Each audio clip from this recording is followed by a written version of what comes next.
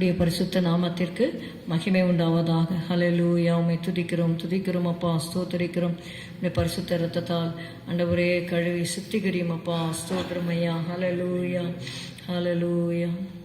கதிரவன் தோன்றும் காலையிலே புதிய கிருபை பொழிந்திடுதே, நல் துதி செலுத்திடுவோம் இயேசுவுக்கே. கதிரவன் தோன்றும் காலையிலே காலை விழிப்பே கர்த்தரின் சாயல், கண்களும் செவியும் காத்திருக்கும். காலை விழிப்பே கர்த்தரின் சாயல், கண்களும் செவியும் காத்திருக்கும். பாதம் அமர்ந்து வேதமே ருசித்து கீதங்கள் பாடியே மகிழ்ந்திடுவேன். பாதம் அமர்ந்து வேதமே ருசித்து கீதங்கள் பாடியே மகிழ்ந்திடுவேன்.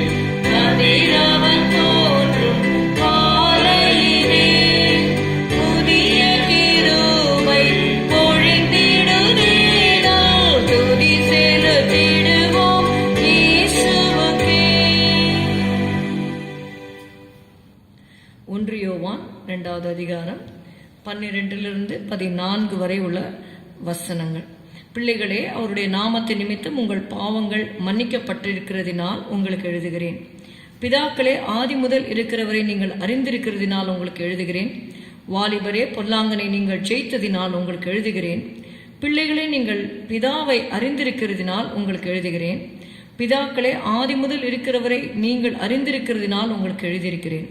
வாலிபரே, நீங்கள் பலவான்களாய் இருக்கிறதினாலும் தேவ வசனம் உங்களில் நிலைத்திருக்கிறதினாலும் நீங்கள் பொல்லாங்கனை ஜெயித்ததினாலும் உங்களுக்கு எழுதியிருக்கிறேன்.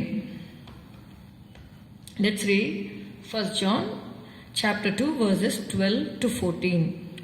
I write unto you, little children, because your sins are forgiven you for his name's sake. I write unto you, fathers, because ye have known him that is from the beginning. I write unto you, young men, because ye have overcome the wicked one. I write unto you, little children, because ye have known the Father. I have written unto you, fathers, because ye have known him that is from the beginning.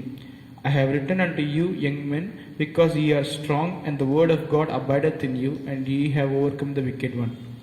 இங்கே நம்ம பார்க்கிறோம், பிள்ளைகள், வாலிபர், பிதாக்கள் என்று சொல்லி 3 categories of people are given here. பிள்ளைகள், வாலிபர், பிதாக்கள். இது எழுத்தின்படியாக பிள்ளைகளையோ வாலிபரையோ குறிக்கவில்லை. ஆவிக்குரிய ரீதியிலே நாம் இயேசுவை ஏற்றுக்கொண்டு அதில் இருக்கிற வளர்ச்சியை அது குறிக்கிறது. முதலாவதாக பிள்ளைகளே என்று சொல்லி எழுதப்பட்டிருக்கிறது. As newborn babes, if you read 1 Peter 2 and verse 12.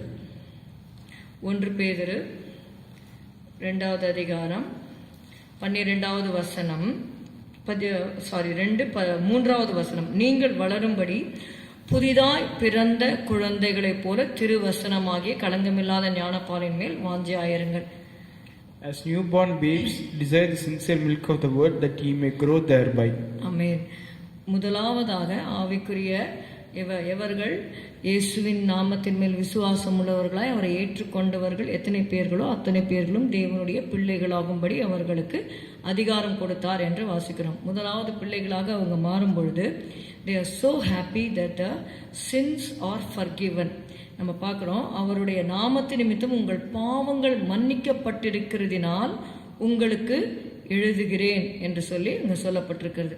அவங்க ஆரம்பத்தில் அவங்களுடைய சந்தோஷம் எப்படி இருக்குன்னா, என்னுடைய பாவங்களை எல்லாம் இயேசு மன்னித்தார் என்று சொல்லி அந்த சந்தோஷத்திலே. ஏன்னா எத்தனையோ பேர் அந்த if you have seen pilgrim's progress பார்த்தீங்கன்னா, he will be carrying a very big burden. அந்த பாவ பாரம் அவங்கள அழுத்தி கொண்டு இருக்கும்.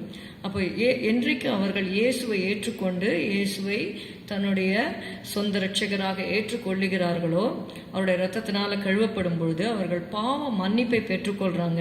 So because of that they are very happy and they are rejoicing in the forgiveness of God. But as little children they have certain carnal natures. அவங்க செல்ஃபிஷாக இருப்பாங்க. அது மட்டுமல்ல, they are always depend on others. சிறு பிள்ளைகளாக இருக்கும் பொழுது எதையுமே அவங்க தங்களாகவே செய்து கொள்ள முடியாது. எது வேணும்னாலும் ஒரு குழந்தை பார்த்தீங்கன்னா அழும், அவங்க பெற்றோர் தான் வந்து அந்த பிள்ளைக்கு வேண்டிய எல்லாவற்றையுமே செய்து தர வேண்டும் என்பது போல இருக்கும். தே ஆர் ஆல்வேஸ் டிபெண்ட். ஆனால் அந்த ஸ்டேஜில் இருக்கக்கூடாது. அப்படி ஏற்றுக்கொண்டுட்டு கடைசி வரைக்கும் பிள்ளைகளாகவே நாம் இருக்கும்படி அழைக்கப்படவில்லை. We have to grow. அதுக்கு தான் நம்ம பார்க்குறோம், கர்த்தருடைய வசனத்தை அவங்க படித்து படித்து நம்ம வளர வேண்டும். ஆஸ் நியூ மார்ன் பேப்ஸ், களங்கம் இல்லாத அந்த கர்த்தருடைய வார்த்தையின் மேலே வாஞ்சாயிருங்கள் என்று எழுதப்பட்டிருக்கிறது. So as they read the word of God, they grow in the spirit, they grow to be young. வாலிபரே என்று சொல்லி பார்க்கிறோம். வாலிபரே, பொல்லாங்கனை நீங்கள் ஜெயித்ததினால் உங்களுக்கு எழுதுகிறேன். 13வது வசனம். அவர்கள் எப்படி ஜெயித்தார்கள் என்பதை 14வது வசனத்திலே பார்க்கிறோம்.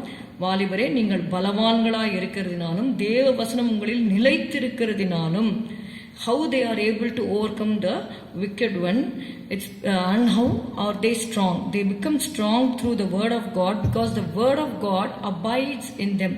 அதனால தான் சங்கீதம் 119 கூட பார்க்குறோம், I have hidden your word in my heart that I might not sin against thee. கர்த்தருடைய வார்த்தையினாலே நம்முடைய இருதயம் நிறைந்திருக்கும் பொழுது அது நம்மை பாவம் செய்யாதபடி நம்மை காத்துக்கொள்ளும். வாலிபன் தன் வழியை எதினால் சுத்தம் பண்ணுவான்? உம்முடைய வசனத்தின்படி தன்னை காத்து கொள்ளுகிறதுனால் தானே. முதலாவது, first you have to fill yourself with the word of God, then the word of God will keep you away from sin. அதுதான் சொல்வார்கள், Bible will keep you away from sin and sin will keep you away from the Bible. இது ரெண்டுத்துல ஏதாவது ஒன்று தான் நம்ம கிட்ட இருக்க முடியும். ஒன்று, பாவம் நம்ம கிட்ட இருக்குமானால் அது வேதத்தை விட்டு நம்மை தள்ளிக்கொண்டே போகும். வேதத்தை நம்ம வைத்துக்கொண்டு அதை தியானித்து கொண்டு இருப்போமானால் அது பாவத்தை விட்டு நம்மை அகற்றும் என்று சொல்லி பார்க்கலாம். So how much we read the word, how much we are taking the word inside of us, that will show our spiritual growth. அப்படியே அந்த பிள்ளைகள்லேருந்து வாலிபருக்கு வளர்றாங்க. அதுக்கப்புறம் they have to grow to a spiritual maturity to be a father. 13வது வசனம், பிதாக்களே, ஆதி முதல் இருக்கிறவரை நீங்கள் அறிந்திருக்கிறதினால். So what is the maturity when you get to grow as a father? You come to know the Lord. அதனால தான் நம்ம பிலிப்பியரில் வாசிக்கும் பொழுது, பிலிப்பியர் 3வது அதிகாரம், let's turn our Bibles to Philippians 3rd chapter 10th verse. இப்படி நான் அவரையும் அவருடைய உயிர்த்தெழுதலின் வல்லமையும் அவருடைய பாடுகளின் ஐக்கியத்தையும் அறிகிறதற்கும் அவருடைய மரணத்திற்கொப்பான மரணத்திற்குள்ளாகி எப்படியாயினும் நான் மரித்தோரிலிருந்து உயிரோடு எழுந்திருப்பதற்கு தகுதியாகும் படிக்கும். Philippians 3:10. That I may know him and the power of his resurrection and the fellowship of his suffering, being made conformable unto his death, if by any means I might attain unto the resurrection of the dead. இங்கே நம்ம இந்த 3 காரியங்களே பார்த்தோம். இந்த காரியங்களை சொன்னவர் யாருன்னு பார்த்தீங்கன்னா அப்போஸ்தலனாகிய யோவான். அவருடைய வாழ்க்கையில அவர் சீஷராக இருக்கும் பொழுது பார்த்தீங்கன்னா he had the spiritual immaturity for some time, then finally we see his maturity also. அதற்கு சில வசனங்களை பார்க்கலாம். லூக்கா 9:53 55 வரைக்கும் உள்ள வசனங்களை பார்த்தீங்கன்னா, சமாரியர் அவர்களை ஏற்றுக்கொள்ளவில்லை.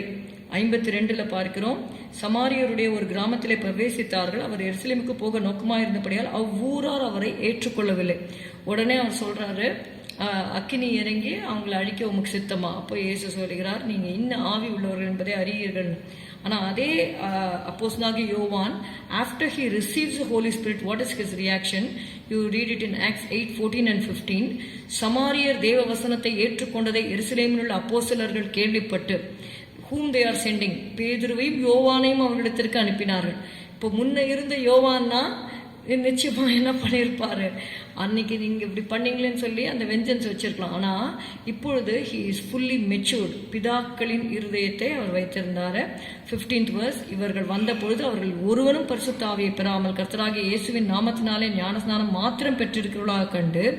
16வது வசனம், அவர்கள் பரிசுத்த ஆவியை பெற்றுக்கொள்ளும்படி அவர்களுக்காக ஜெபம் பண்ணி அவர்கள் மேல் கைகளை வைத்தார்கள். அப்பொழுது அவர்கள் பரிசுத்த ஆவியை பெற்றுக்கொண்டார்கள். இது this shows the spiritual maturity of apostle John. இன்னும் அநேக காரியங்கள் நீங்கள் பார்த்தீங்கன்னா வெளிப்படுத்தின விசேஷத்தை அவர் தான் எழுதுகிறார் என்று சொல்லி பார்க்கிறோம். So even though they were disciples, they were with Jesus, they had to be matured in some areas of their lifes. நம்முடைய வாழ்க்கையில் கூட நாம் ஆண்டவரை பின்பற்றுகிறவர்களாக இருக்கலாம், வேதத்தை வாசித்து போதிக்கிறவர்களாகவும் இருக்கலாம். ஆனால் நம்முடைய வாழ்க்கையிலே வளர வேண்டிய காரியங்களிலே பிள்ளைகளிலிருந்து வாலிபர்களிலிருந்து வந்திருக்கலாம். ஆனால் பிதா அந்த father's maturity we have to get it in our life. May the Lord bless us to know him more and more. ஸ்தோத்திரம் அப்பா, உம்மை துதிக்கிறோம். எங்களை தாழ்த்தி உடைய கருத்தில் ஒப்பு கொடுக்கிறோம். நாங்கள் ஆவிக்குரிய வாழ்க்கையிலே பிள்ளைகளாகவே இருந்து விடாத படிக்க ஆண்டவரே ஸ்டெப் பை ஸ்டெப் மெச்சூரிட்டியில் ஆண்டவர் நாங்கள் வளர, உம்மை அறிகிற அறிவிலே வளர எங்களுக்கு கிருபை செய்யும்படி செபிக்கிறோம். எங்களுடைய மாம்ச சுபாவத்தை நாங்கள் விட்டு ஒழித்து கிறிஸ்துவின் சுபாவத்தை தரித்துக் கொள்ள உதவி செய்யும். இயேசுவின் நாமத்தில் பிதாவே, ஆமேன். என் ஆத்துமாவே கர்த்தரை ஸ்தோத்திரி, என் முழு உள்ளமே உடைய பரிசுத்த நாமத்தை ஸ்தோத்திரி. என் ஆத்துமாவே கர்த்தரை ஸ்தோத்திரி, கர்த்தர் செய்த சகல உபகாரங்களையும் மறவாதே. Good morning. Have a good day. God bless you.